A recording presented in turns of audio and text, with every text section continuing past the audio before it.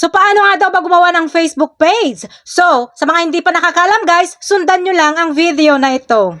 So, dito guys, sa ating Facebook account, pindutin lang natin itong page. Ito nakikita nyo dito, page, pindutin natin. Tapos dito guys, makikita nyo na itong create. Ayan create, pindutin natin.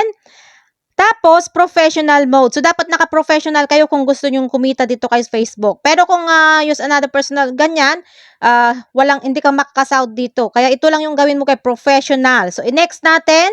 And then, maglagay na kayo ng name ninyo. For example, Cordapia. Yan, next. So, dito guys, maglagay na kayo ng category na gusto nyo. Kung, for example, mahilig kayo kumanta, ilagay nyo dyan, musician or band.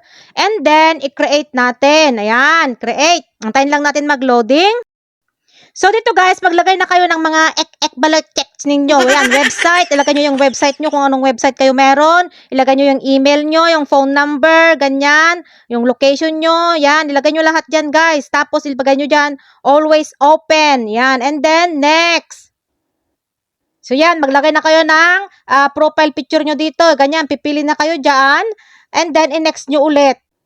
Tapos dito, ayan, invite friends. Ayan, i-next nyo. So, dito guys, makita nyo, done.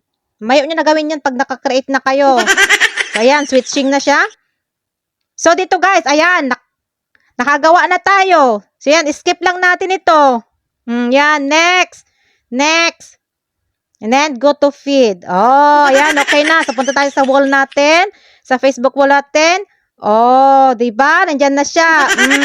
Tapos, ayusin nyo na yung settings niya dito. Yan, dito ka lang kayo mag-tingin dyan. See more. Kung ano yung hinihingi niya dyan, ayan, lagyan ka ng add cover photo, add your bio. Yan, kumpletuhin nyo lang yan. Oh, tapos yun na, okay na.